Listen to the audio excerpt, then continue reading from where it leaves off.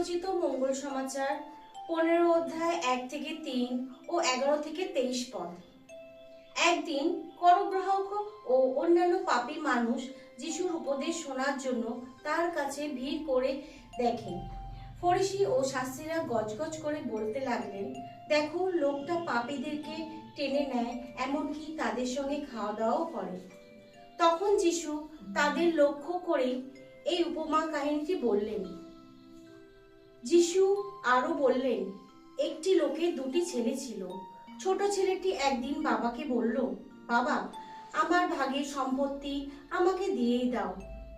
তখন তিনি তার দুজনের মধ্যে তার ধন সম্পত্তি ভাগ করে দিলেন। কিছুদিন পর সেই ছোট ছেলেটি নিজে যা কিছুই ছিল সব বিক্রি করে সমস্ত টাকা কড়ি নিয়ে দূর দেশে চলে গেল। সেখানে উচ্ছৃঙ্খলের মতন দিন কাটিয়ে সে তার সর্বস্বই উড়িয়ে দিল। সে সবকিছুই খরচ করে ফেলল। এমন সময় সেই দেশে দেখা দিল করাল দুর্ভিক্ষ। ছেলেটি এবার দুর্দিন শুরু হলো, তাই তাকে গিয়ে চাকরের কাজ নিতে হলো। সেখানে এক অধিবাসীর কাছে একটি লোক তাকে নিজের জমিতে পাঠিয়ে দিয়ে শুয়োর চড়াতে। ছেলেটি খুব ইচ্ছে হতো শুয়োরের সেই শুটি খায়, তাই খেয়ে সে তার পেট ভরাবে, কিন্তু তাও তার কেউ দিল না। তখন তার চেতনা হলো, সে বলল, বাবার ওখানে কত মাইনে করার লোক প্রয়োজনের চেয়ে বেশি খাবারই পাচ্ছে, আর আমি কিনা এখানে খিদের জ্বালায় মরছি। আমি এবার এই জায়গা ছেড়ে বাবার কাছে যাব আর তাকে বলবো, বাবা, আমি ঈশ্বরের কাছে আর তোমার কাছে পাপ করেছি। আমি আর তোমার ছেলে বলে পরিচিত হবার যোগ্যই নই। তাই তুমি আমাকে তোমার একজন মাইনে করা কাজের লোকের মতোই রেখো। সে তখন সেই জায়গা ছেড়ে তার বাবার কাছে যাবার জন্য রওনা হলো। সে তখন দূরে রয়েছে।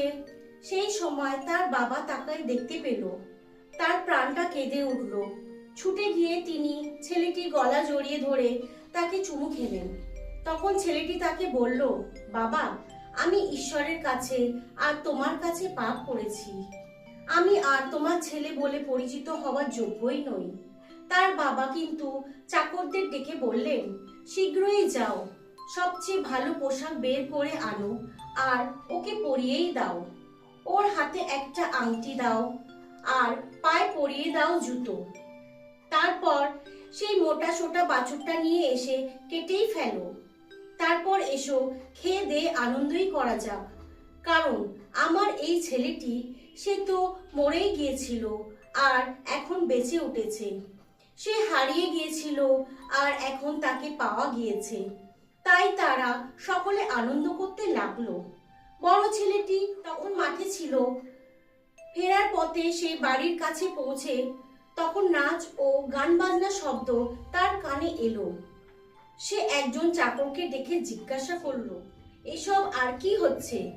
চাকরটি বলল, আপনার ভাই যে ফিরে এসেছে আর আপনার বাবা মোটা সেই বাছুরটা তাই কেটে ফেলেছে। তার বাবা বাইরে এসে তাকে সাদাসাদি করতে লাগলো, কিন্তু বাবাকে সে উত্তর দিল, ভেবে দেখো, এত বছর ধরে আমি দাসের মতন তোমার জন্য খেটে আসছি, একদিনও তোমার কথা অমান্যই করিনি, অথচ তুমি তো আমাকে একটা ছাগল ছানাও কখনো দাওনি, যাতে আমি বন্ধু বান্ধবদের সঙ্গে আনন্দ করতে পারি।